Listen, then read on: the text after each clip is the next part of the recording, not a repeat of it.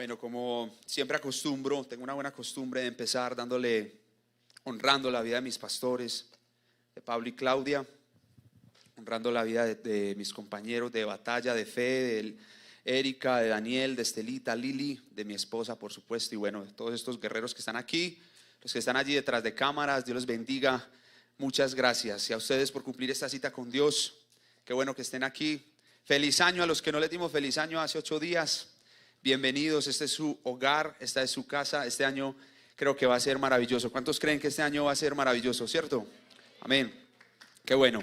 Quiero empezar contándoles algo. Cuando yo empecé mi vida cristiana, en este lugar, que había una casita, una casota, para mí era una casota, yo pensaba que ser cristiano era ser muy aburrido, muy aburrido. Era como, pues no así como el mar, como el que me pusieron ahí. No era ser así. Yo pensaba que ser cristiano era un conjunto de normas que me llevaban como a la esclavitud. De hecho, argumentaba con muchos cristianos, argumentaba que Dios los había sacado a Israel del pueblo de Egipto, los había sacado para ser esclavos de Dios. Y argumentaba mi teoría en los mandamientos. Entonces yo decía, los 10 mandamientos son órdenes de Dios para que la gente sea esclava de Dios. Sin embargo, después consultando me di cuenta que en realidad la palabra que había utilizado en el original, en el hebreo original, era estatutos, como un escrito para saber cómo estábamos nosotros diseñados. Ejemplo, ¿alguna vez alguien ha armado una carpa para acampar? Obvio, ¿cierto? Listo.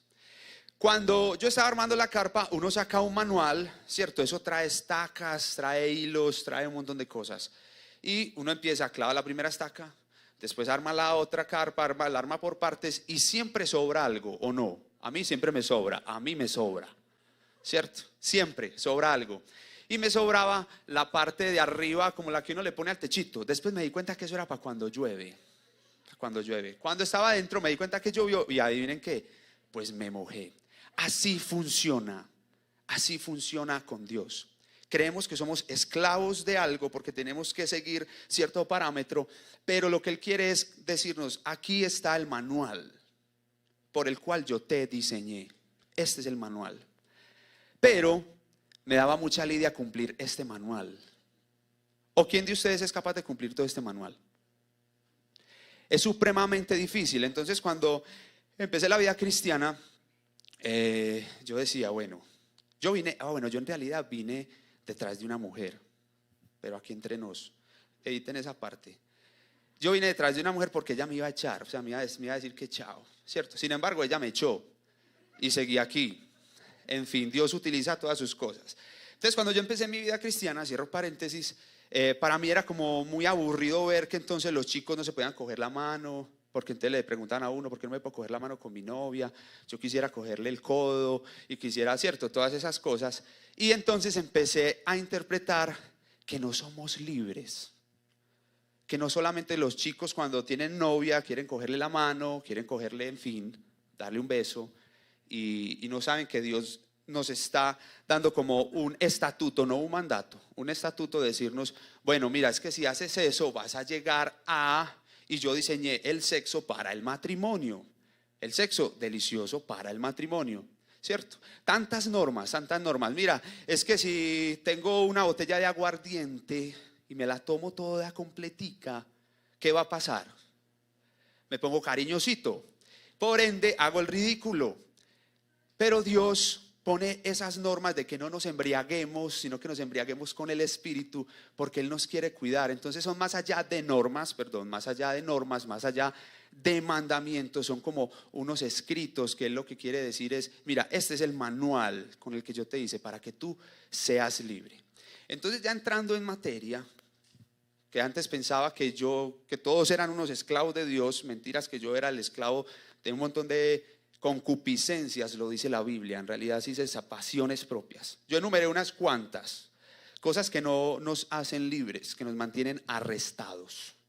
Dice, la falta de perdón, la amargura, la quejadera, la pornografía, la mentira, la corrupción, la murmuración, la criticadera, etcétera, etcétera, etcétera. Pero hay una que es la más poderosa de todas. Hay una que nos esclaviza de una forma tremenda. Todo eso nos esclaviza, etcétera, etcétera. Y si ustedes buscan más en la Biblia van a encontrar muchas cosas que nos esclavizan. Pero hay una que pesa más que todas estas. Y quisiera que en el nombre de Jesús ninguno de los que estamos aquí o que están viendo esta transmisión sean esclavos a esto. Y es lo siguiente: hay algo que nos lleva mucho más a la esclavitud, y es no saber quién soy, no saber mi identidad. Eso me esclaviza, porque si yo no sé quién soy y no sé qué es mi identidad y no sé quién soy en Cristo, no voy a poner límites, voy a dejar que las personas hagan conmigo lo que quieran, no voy a estudiar lo que deseo, voy a hacer lo que los demás quieren que haga, voy a mentir todo el tiempo. Por eso hoy, mientras ustedes buscan en sus Biblias Juan 18 del 1 al 11, les voy a recitar 3 cosas de cómo detectar que no somos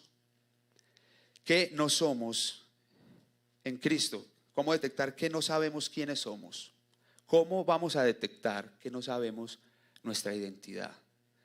¿Cómo hacemos para saber quién soy? Porque muchas veces nos preguntan ¿quién eres? Y uno dice el nombre. ¿Qué más decimos? La carrera. ¿Qué otra cosa decimos? Soy el hijo de fulano, de fulana, ¿cierto? Pero nunca decimos de inmediato que somos hijos de Dios. Y la idea es que hoy todos los que salgamos de aquí experimentemos su paternidad, porque de ahí radican muchos problemas. Entonces hay 3 cosas que el Señor me mostraba que nosotros podemos detectar realmente si mi identidad está en Cristo o no está en Cristo. La primera es cuando la bendición que le pedimos a Dios nos aleja de Él y nos esclaviza. Ejemplo: Señor, yo quiero un trabajo donde me gane tantos millones, donde tan, y el Señor, pum, toma tu trabajo, y pum, que no te volvimos a ver.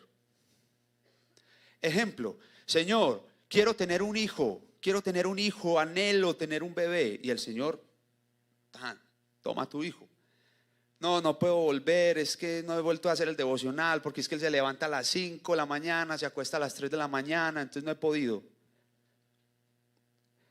Nos aleja de Él lo que le pedimos a Dios. Nuestra identidad no está en Él, sino en la bendición. 2, cuando no ha llegado lo pedido y comenzamos a murmurar contra Dios. Señor, es que yo me quiero casar y ya tengo 22 y no me puedo casar, ¿qué voy a hacer? Y no llega y se van de Cristo. Señor, es que quiero el automóvil tal. Señor, es que otra vez estamos pendientes de las bendiciones. Y 3, cuando le echamos la culpa a Dios de todo. Señor, es que esta pandemia, Señor, es que esto, Señor, es que tal cosa, Señor, es que mi mamá, Señor, es que mi papá, Señor, es que mi esposo, Señor, ¿cierto? A mí me ha pasado que le echo la culpa a Dios por todo. Sin embargo, hoy vengo a hablarles de lo siguiente. Juan 18 del 1 al 11 es algo muy poderoso. Lo vamos a leer de corrido todos lo vamos a leer. Creo que ya todos lo tienen allí, si no creo que allí van a proyectar, ¿cierto? Y quisiera que todos pusieran mucha atención. Quizás esto ya lo han escuchado. Antes de que esto sucediera, Jesús estaba padeciendo una gran angustia. Él dice que hasta la muerte sudó sangre. Ustedes se imaginan la angustia que él estaba pasando en ese momento. Él dice que estaba muy triste hasta la muerte. Y luego sucede lo que vamos a leer. Entonces, capítulo 18, versículo 1, dice: Habiendo dicho Jesús estas cosas, salió con sus discípulos al otro lado del torrente de Cedrón. Versículo 2, y también Judas, el que lo entregaba, conocía aquel lugar, porque muchas veces Jesús se había reunido allí con sus discípulos. Versículo 4, pero Jesús, versículo 3, Judas pues, tomando una compañía de soldados y alguaciles de los principales sacerdotes y de los fariseos, fue allí con linternas y antorchas y con armas. Versículo 4, pero Jesús, sabiendo todas las cosas que le habían de sobrevenir, se adelantó y les dijo: ¿a quién buscáis? Versículo 5, todos a la voz de tres, 1, 2 y 3. Le respondieron: a Jesús Nazareno. Jesús les dijo: yo soy.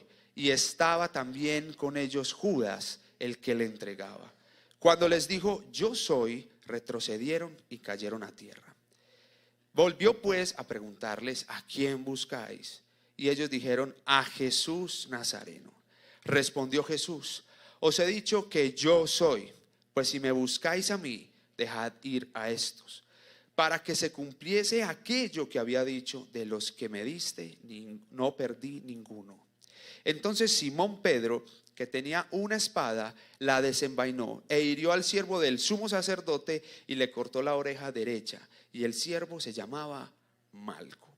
Jesús entonces dijo a Pedro: mete tu espada en la vaina. La copa que el Padre me ha dado, no la he de beber. Todos hemos escuchado este pasaje alguna vez. El arresto de Jesús. Hemos visto las películas en Semana Santa. Todas esas cosas las hemos visto. Sin embargo, hay varios versículos que voy a tratar de desmenuzar para que me entiendan, porque les quiero hablar hoy de que seamos libres. Libres. Libres. En el versículo 1 dice que él atravesó el barranco del Valle de Cedrón. El barranco del Valle de Cedrón es, si ustedes buscan allí, dice que linda en el noroeste de Jerusalén y que tiene una depresión inicial de 20 metros y que llega a tener hasta 100 metros de profundidad. Y que obviamente en verano está seco, pero cuando llueve se vuelve en un río. Entonces lo que nos está diciendo el versículo 1 es que Jesús pasó el río. Que nos está queriendo decir este pasaje es que estaba en época de lluvia. Pasó el río hasta un huerto. Y ahí me sorprende mucho algo, porque Dios habla de huertos, el huerto del Edén, el huerto de los olivos, como ¿quién tiene una huerta en la casa? Ninguno. Uy, es fascinante. No, yo no tengo. Pero es fascinante cuando tú llegas a algún lugar y ves a alguien que cultiva. Porque ¿qué hay ahí? Amor. Está esperando a que crezca la lechuguita para alimentarnos, ¿cierto? Toda la cosa, la albahaca, la no sé qué. Ya hay personas que tienen sus maticas en la casa. Pero Dios, Jesús, ¿por qué escoge un huerto? Un huerto. Es más, miren el dato que encontré tan especial. Dice que cuando ese huerto, que todavía existe, fue adquirido en la segunda mitad del siglo XXII por algunos particulares, lo más notable que conservaba, además de las ruinas medievales y bizantinas, era el llamado Jardín de las Flores, un área no cultivada cerca por un muro donde crecían 8 olivos que las tradiciones locales databan de la época de Cristo. 8 árboles gigantes en ese huerto. ¿Por qué Jesús decide atravesar un río muy profundo a un huerto para orar? ¿Por qué? Si es Dios. Si Jesús es Dios y puede hablar con Dios, ¿por qué Él decide pasar eso? Y ahí va la clave de todo.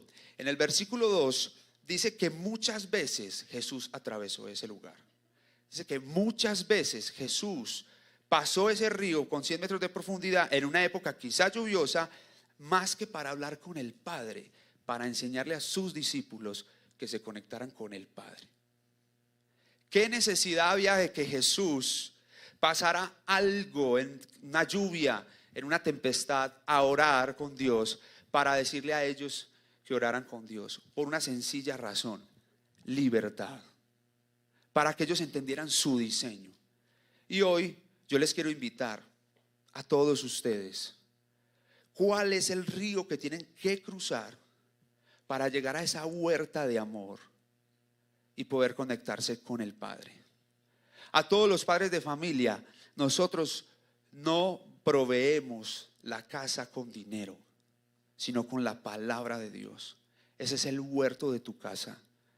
A los que no tienen papá, a los que están viviendo solos, a los que están quizás con solo su mamá, pasa a ese huerto que es tu casa, a ese cuarto, y conéctate con Dios y sé libre de tantas cosas. ¿Por qué lo digo? Porque en lo secreto crecen los hongos. ¿No se han dado cuenta? Un hongo crece en lo secreto, pero ante la luz mueren. Y en lo secreto realmente miramos si tenemos identidad en Cristo o no. Porque yo puedo venir a hablarles a ustedes todo lo que les estoy diciendo en este momento, pero en realidad en lo secreto soy realmente quien soy con Él. Entonces en este momento piensa realmente qué haces cuando estás solo, cuando tienes tiempo libre, si te ves muchas series de Netflix, si en fin, si juegas Play todo el tiempo, si escuchas música. Lee la palabra de Dios, empieza, no es que eso sea malo, empieza a cambiarlo, empieza a leer más su palabra, a tener más identidad con Él, a buscarlo más, a entender cuáles son sus mandatos. Señor, ¿tú para qué me diseñaste a mí? ¿Para qué?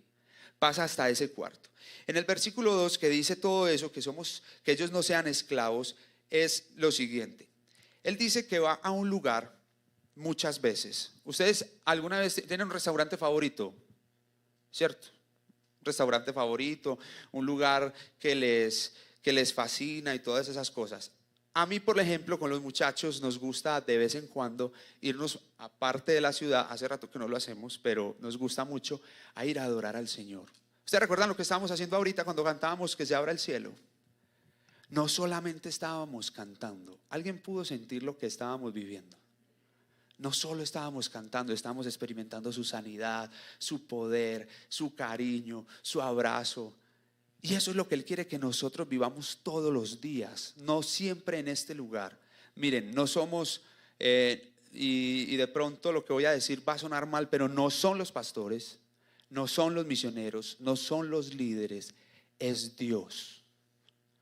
No somos nosotros. Nosotros nos equivocamos igual que ustedes. Simplemente decidimos dejar nuestras vidas que llevábamos en lo común para poder llevar la iglesia a otro nivel y guiar a otros, pero ustedes se pueden comunicar con Dios todos los días de esa misma manera que lo estábamos haciendo ahora.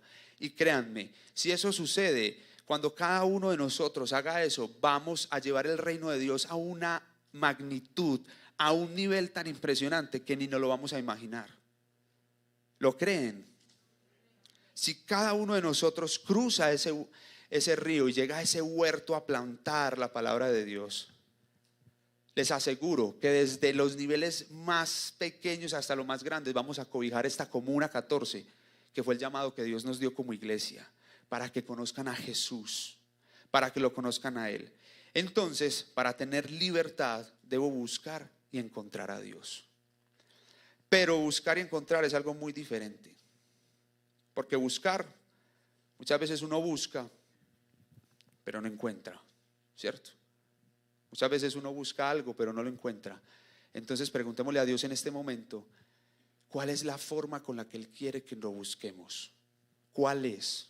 ¿Qué ajustes tenemos que hacer en nuestra vida?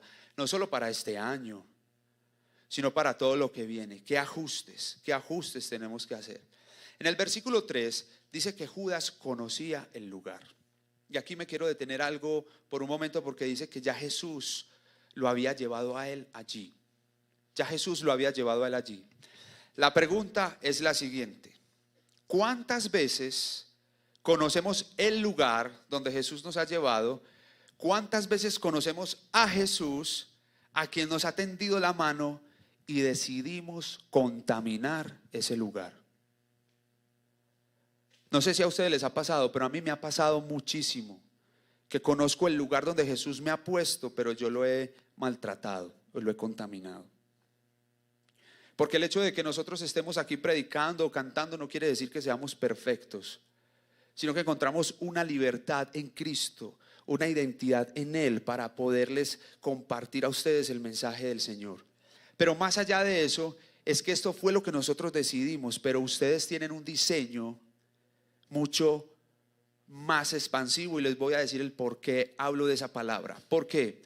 Porque cuando ustedes entienden que en el lugar donde Cristo los puso, donde más contactan personas que no conocen a Jesús, ahí es donde se empieza a cumplir más la gran comisión. ¿Y cómo se llama este lugar? CGC. ¿Qué es el CGC? El Centro para la Gran Comisión. Y créanme, lo que nosotros hacemos aquí no es otra cosa más que el afán de que otros lo conozcan a Él, para que sean libres, para que no estemos más esclavizados a tantos vicios y a tantas cosas. Entonces la pregunta es: Judas ya conocía ese lugar, Judas ya había pasado por la tormenta, Judas ya había ido al huerto muchas veces, sabía dónde estaba Jesús, pero Judas decidió contaminarlo. Judas decidió traicionarlo. Y muchas veces nosotros traicionamos el hogar, el matrimonio, el trabajo, la iglesia, las amistades. Muchas veces nosotros mancillamos eso. Y hemos sido llamados a honrar esos lugares a donde Cristo nos ha llevado como hijos de libertad, no como esclavos. Hemos sido llamados a eso. Ustedes y yo hemos sido llamados a cultivar ese lugar, a cultivarlo de una manera tal de que muchas personas puedan conocerlo a Él. Miren, pueden que como iglesia tengamos muchas estrategias de evangelización, muchas, que vayamos a los barrios, que vayamos a hacer misiones, en fin, tantas cosas. Pero la mejor estrategia es que tú tengas una comunión tal con Dios que otros puedan venir a este lugar, a conocerlo. Aquí hay personas que seguramente les van a ayudar a ese familiar que no quiere recibir a Jesús. Por eso la invitación es que no seamos como lo que hizo Judas en ese entonces, a mancillar, a dañar ese lugar donde estamos, sino que nosotros seamos los que podamos propiciar que el hogar, la familia, el colegio, la universidad, el trabajo, las amistades crezcan con nosotros en ese huerto, crezcan ahí. ¿Cuántos están dispuestos a hacer eso? Ese es el reto. ¿Cuántos están dispuestos a ir a que otros conozcan a Jesús? La gente se está perdiendo. Miren, voy a abrir un paréntesis. Hace poco mi esposa y yo hablábamos de algo y alguien le preguntaba por qué cierta persona mala que sale en la televisión no se moría. Yo, gracias a Dios, la pregunta se la hicieron a mi esposa y mi esposa respondió súper bien. O sea, yo decía, Dios mío, gracias a Dios, es mi esposa. Ella decía, ¿cómo será el infierno de horrible? ¿Cómo será el infierno de horrible que Dios espera hasta lo último para que alguien se arrepienta? Para que alguien lo conozca, para que alguien cruce el río, para que alguien esté en el huerto, se arrodille y le diga, Señor, ya que estoy, para que me des libertad, para ser libre, para vivir en libertad, para no vivir triste ni agobiado ni nada de esas cosas. En el versículo 4, 5, 6, 7 y 8 hay una palabra muy importante. Dice que Jesús responde como el yo soy. Eso tiene una connotación muy importante, porque cuando Dios se presenta a Moisés en la zarza ardiente, dice yo soy. Le dice, ¿cómo te llamas? El yo soy. Entonces, ¿cómo va a explicarle a alguien? Es que vengo de parte del yo soy. Muy difícil. Sin embargo, él le dice yo soy, el que es. Y más allá del nombre de Dios es impactante porque dicen esos versículos que cuando Jesús le dice yo soy, ellos cayeron en tierra. Y ustedes recuerdan ahora lo que decía Erika. Que Erika decía, si Jesús bajara en persona y pasara por acá, ¿qué haríamos? ¿Qué haríamos? Miren, hay un escritor, el que escribió Narnia, C.S. Lewis.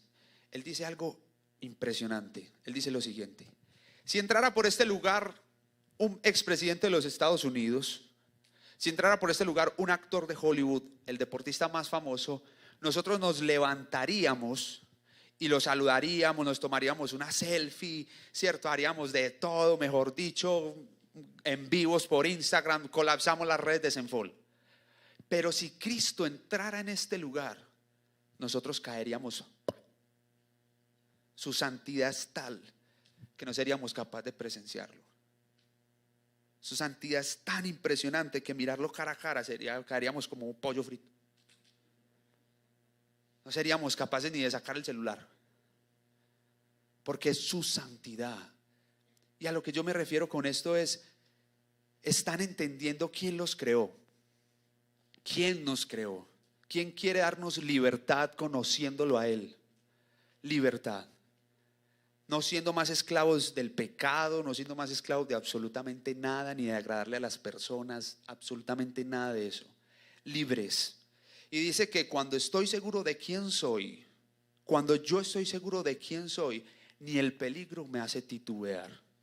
Jesús ya sabía que iban por él. Jesús ya estaba sufriendo porque sabía lo que se le venía. Jesús ya conocía la tortura a la que iba. Sin embargo, él dice, aquí estoy, vengo a pagar el precio por ellos porque los amo. Aquí estoy. Y necesito que ellos me conozcan, sepan quién soy, identidad en mí. Eso es lo que dice Cristo. Quiero que ellos me conozcan, se identifiquen conmigo, que hagan el bien, que no hagan el mal, que todo el tiempo estén completos conmigo. Dice, Jesús seguía enseñándoles en la intimidad a ellos.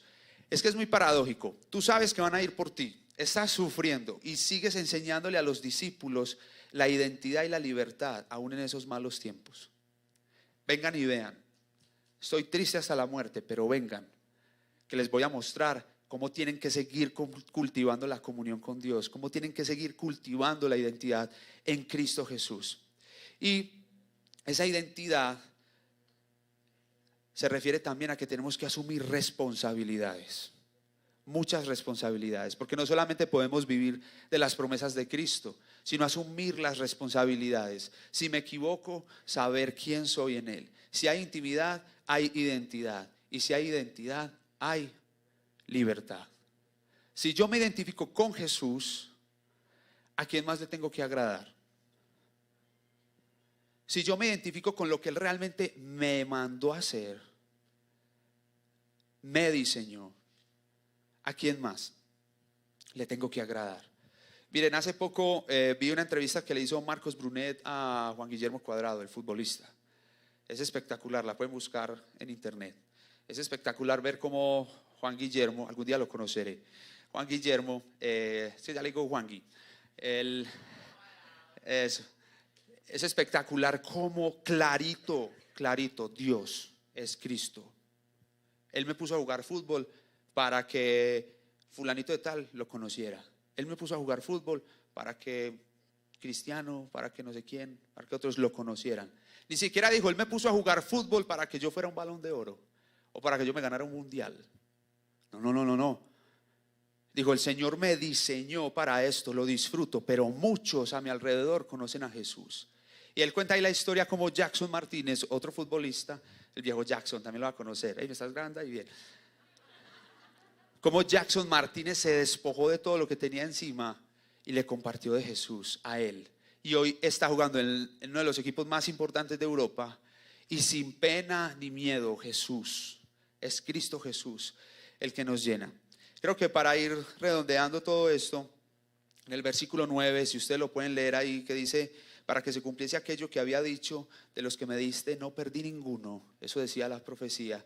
Es algo muy importante, y es que aunque la tempestad no haya terminado, si sé quién soy en Cristo, viviré confiado de que no estoy perdido. Si sé que Dios ve en mí a Cristo, viviré confiado de que Cristo no me pierde. Con Cristo o sin Cristo. Dios no se complica la vida. Dios ve con Cristo o sin Cristo. Él no se complica. Cuando Él te ve a ti y a mí, Él ve a Cristo, porque hemos recibido al Señor y hemos entendido que para Él somos. Pero Él ve con Cristo o sin Cristo. Y tenemos que entender eso, porque de verdad, iglesia, necesitamos que nuestras familias impregnen el amor de Jesús. Necesitamos que los jóvenes impregnen el amor de Jesús. Necesitamos de verdad sacudirnos y decirle al Señor, Señor, necesito que me des la estrategia para que otros vayan al huerto y oren contigo. Necesito que me la des, porque a veces no la conozco. Y quiero contarles una historia. Hay un libro muy recomendado, es de Francis Chan, se llama Loco Amor. Loco Amor. En ese libro, Francis Chan cuenta la siguiente historia. Dice que una niña de 14 años muere de cáncer. Muere de cáncer a los 14 años y que a él lo llamaron a oficiar como la ceremonia. Y en medio de la ceremonia, él vio que habían llegado 3,000 personas a ese momento. 3,000. Cuando él preguntó por qué 3,000 personas a esta niña que estudia en una escuela normal, los papás le dijeron que esas 3,000 personas eran personas que esa niña, con la mesada que su padre les daba, compraba Biblias para regalárselas a ellos. 3,000 que conocieron a Jesús por medio de una niña de 14 años que los llevó al huerto a que tuvieran intimidad con el Padre. Y cuenta después en su libro que los padres lo llaman y le dicen que en el closet de ella habían otras 60 Biblias más marcadas, porque ella empezaba a orar por los compañeros del colegio a los cuales ingresaba el nuevo año, para regalarles otras a ellos. Francis Chan en su libro dice que él entiende que esa niña fue diseñada para eso. ¿Cuántas personas conocieron a Jesús por intermedio de una niña de 14 años? 14 años. Cuando lleguemos al cielo, le pedimos a Dios que nos la presente. Pero ¿qué estamos haciendo nosotros? No sé si vamos a compartirle a 3,000. No sé si vamos a ir a 5,000 o a 2 o a 1, que cambie la historia de esta ciudad. Pero miren, más allá de las noticias y de ver todo lo que está pasando con la ciudad y que entonces vamos a votar, que no vamos a votar, más allá de todo eso, es entender nuestra posición en Jesús, mi identidad en Cristo. Por último, en el versículo 10 y 11 dice que uno de ellos, dice Pedro, de hecho esta historia está contada en los 4 evangelios.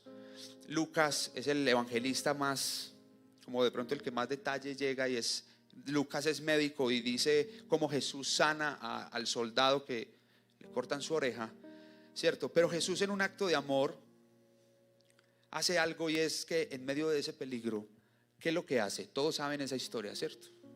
¿Qué hace? Lo sana. ¿Qué harías tú? Yo tengo una amiga que dice que le pone la oreja al revés.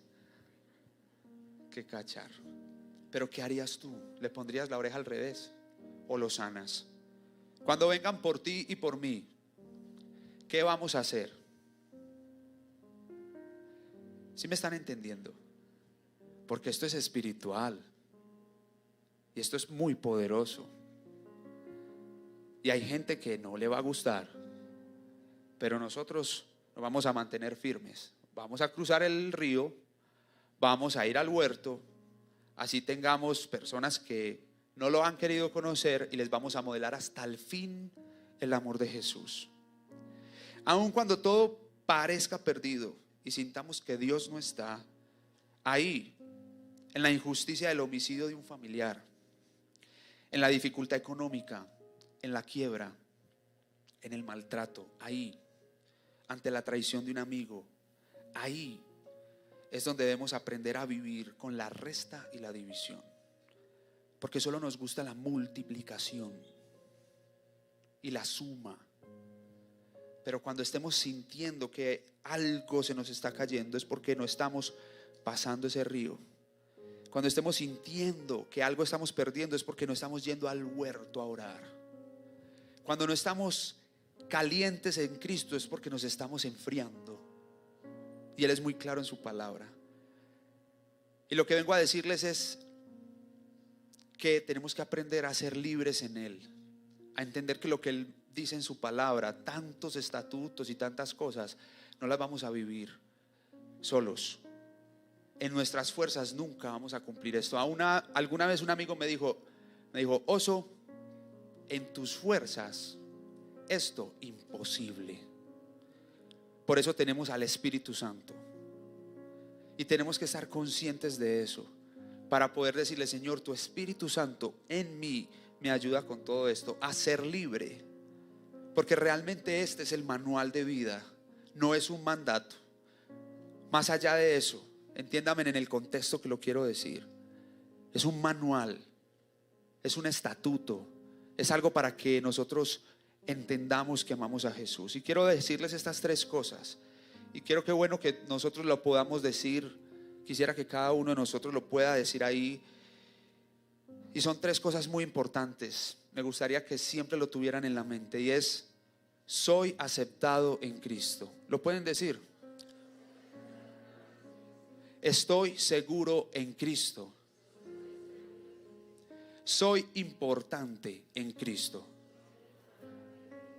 Otra vez: soy aceptado en Cristo. Estoy seguro en Cristo.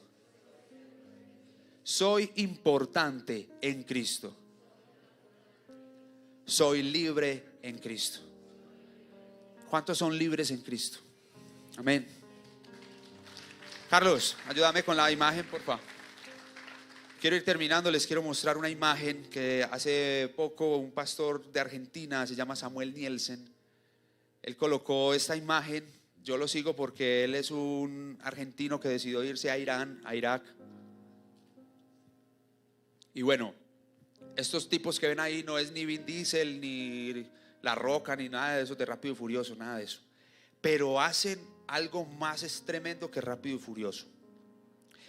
Esos tipos que ven ahí, él los llama, para proteger su identidad, el auto de K, la letra K. Así lo llama él. Estos señores que ven ahí son pastores en Irán. Y al ver que en su casa estaban corriendo peligro, su comunidad, su congregación, decidieron hacer la iglesia en carro. ¿Cómo les parece? Entonces ellos cogen su carro, van a su casa, usted se monta al carro, ponen la alabanza a todo taco, ya, güey, sí o no, ya, apagan la alabanza, le predican a ellos, lo bajan, van por los otros, lo montan todo el bendito día.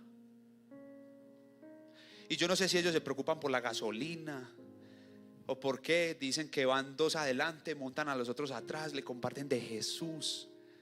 No sé si están pendientes de dónde está la policía, pero me pareció tremendo traerles a estos superhéroes que han decidido arriesgar sus vidas. Porque usted sabe qué pasa si los cogen escuchando esas canciones. A conocer a Cristo face to face.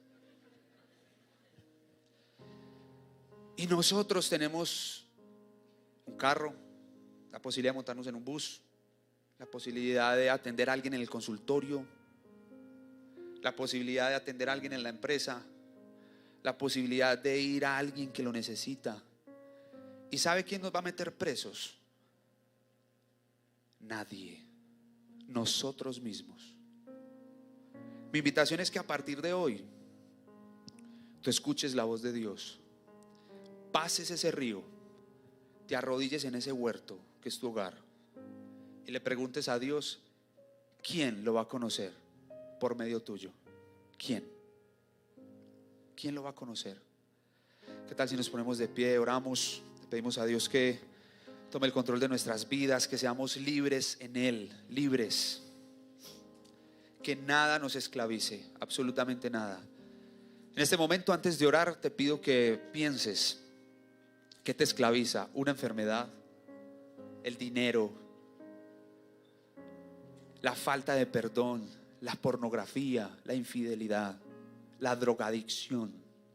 ¿Qué te esclaviza?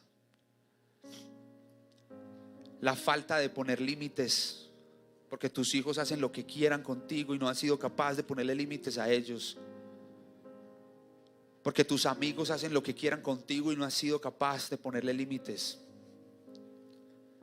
Piensa, Señor, quiero ser libre de mi pecado, de lo que hago en secreto. Quiero ser libre de tantas mentiras. No he podido contarle a mi novio, a mi esposa, a mi socio, no le he podido contar la verdad. Quiero ser libre de eso. Padre, en el nombre de Jesús, te pedimos que así como tú, cuando fuiste arrestado, mostraste paz, amor, misericordia aún por tus captores, aún en medio de ese arresto, tú les enseñaste a tus discípulos a amarte, a cruzar lo que tendrían que cruzar para adorar a Dios. Aún, Señor, en esa dificultad tú les enseñaste a inclinarse ante ti, a mirar al cielo.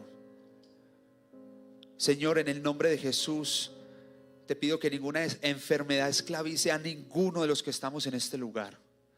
Señor, en el nombre de Jesús, te pido que ninguna dificultad económica esclavice a ninguno de los que estamos escuchando esta palabra.